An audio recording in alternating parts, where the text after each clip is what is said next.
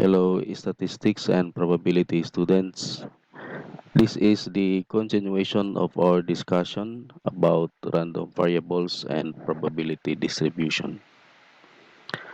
Types of random variables. There are two types of random variables, the discrete and continuous random variable. A random variable may be classified as discrete and continuous. A discrete random variable has a countable number of possible values, while a continuous random variable can assume an infinite number of values in one or more intervals. Let's take a look at this table. Now we have a comparison between discrete random variable and continuous random variable in this particular table. Examples of discrete random variables: number of pens in a box, number of ants in a colony, number of ripe bananas in a basket, number of COVID-19 positive cases in Sorsogon province, number of defective batteries. For the continuous random variable, examples are amount of antibiotics in the vial, length of electric wires, voltage of car batteries, weight of newborn in the hospital, amount of sugar in a cup of coffee. Para lang madali maintindihan natin or madali natin tandaan, pag discrete random variable, these are countable. Pag continuous random variable, usually these are measures. Now, let's have the probability distribution of discrete random variable. In the experiment of tossing a coin twice, there are four possible outcomes, namely head-head, head-tail, tail-head, or tail-tail. If x is a random variable representing the number of tails in the outcomes, then the random variable x has values 0, 1, and 2.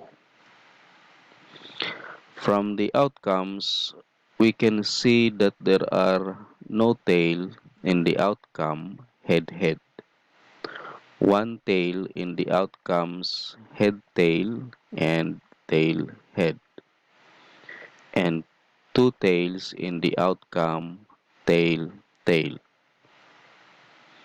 Therefore, the probability that zero tails will come out, or P of zero tail, is 1 out of 4 possible outcome. So we say 1/4. The probability that one tail will come out, P of 1, is 2/4 or 2 out of 4 possible outcome. We can reduce it to lowest term as 1/2. While the probability that two tails will come out, P of 2, is 1/4, 1 out of 4 possible outcome. Writing this in a table would give us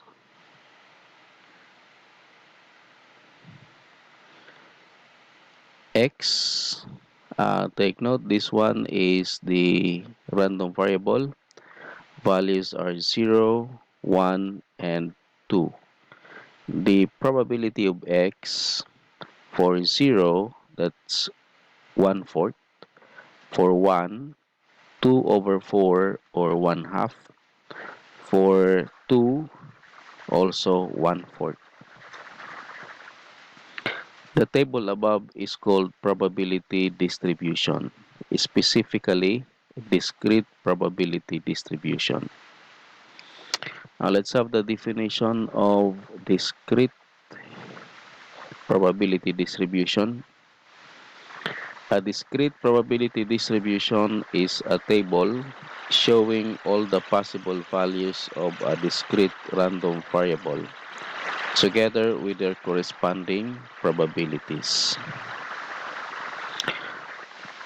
Now, the properties of discrete probability distribution. If x is a random variable with n elements, then number one, each of the probabilities p of x has a value which ranges from 0 through 1. The sum of the probabilities p of x of 1 plus p of x of 2 plus p of x of 3 up to p of x of n is the summation of p of x, which is equal to 1. Example 1. Suppose two coins are tossed and we are interested to determine the number of tails that will come out. Let us use capital letter T to represent the number of tails that will come out. Determine the values of the random variable, capital letter T. If you notice, this example 1 is the same example that we use in finding the values of the random variable in the part 1 of our discussion. So let's take a look at this table. This is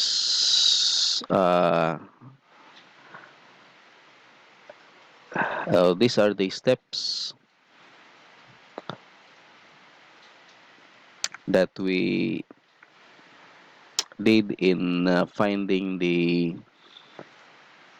values of the random variable in our discussion of random variables. The first one is list the sample space. So from that problem, the sample space S equals head head, head tail, tail head, or tail tail. And step number 2, count the number of tails in each outcome and assign this number to this outcome. So outcome head head, number of tails 0, head tail, number of tail is 1, tail head, number of tail is 1 also, tail tail, number of tail is 2. So our conclusion, the values of the random variable t, number of tails, in this experiment are 0, 1, and 2. Now, unlike in our previous example in finding the values of the random variable, in the probability distribution, we will continue our solution with step number 3, construct the frequency distribution of the values of the random variable. So, we will take the number of tails or value of capital letter T, and those are 0, 1, 2. And number of occurrence or frequency. If the value of T is 0, so it occurs only once, so frequency is 1. If the number of tails is 1, so frequency is 2 because it will uh,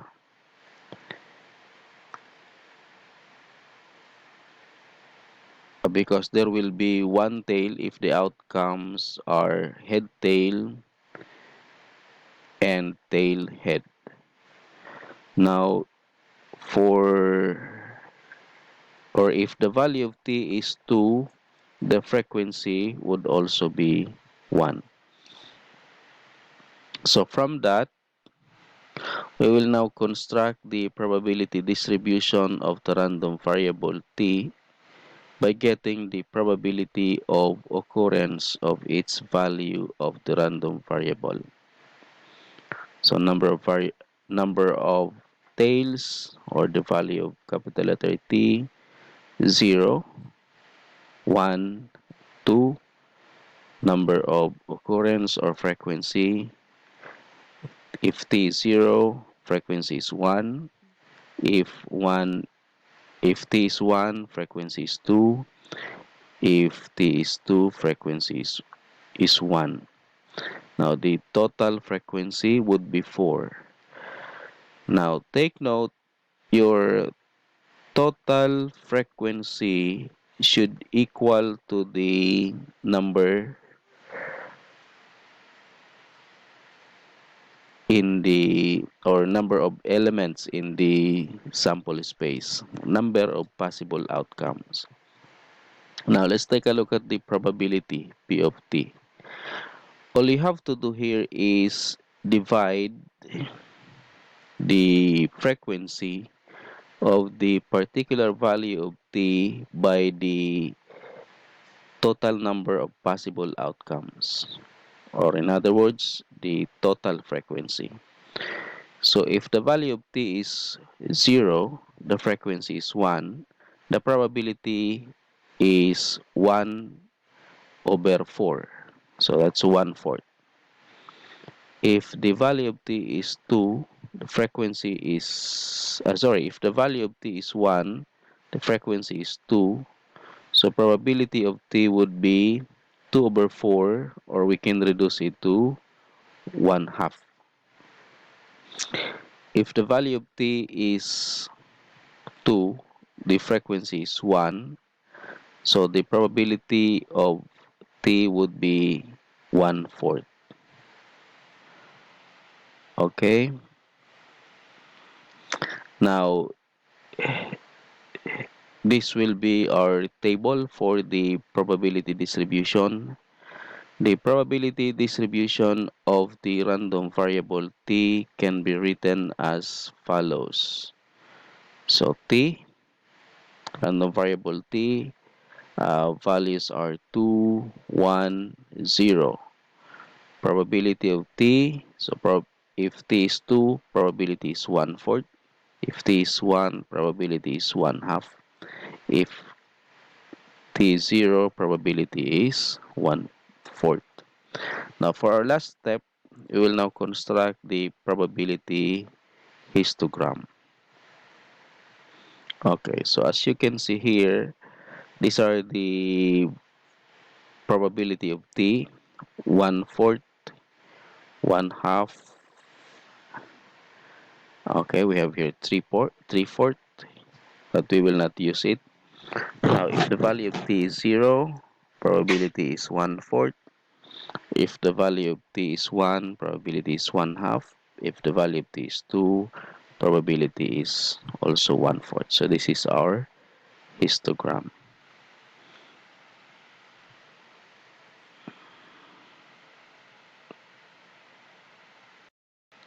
Okay, so para madali lang tandaan, sa pag-construct ng probability distribution of the random variable, ang una niyong gagawin ay hahanapin niyo yung values ng random variable. Pag nakuha niyo na yung values ng random variable, titingnan niyo ngayon yung frequency ng bawat value. Okay. Pag meron na kayong frequency ng bawat value, i-divide nyo lang yung frequency ng bawat value by the total frequency.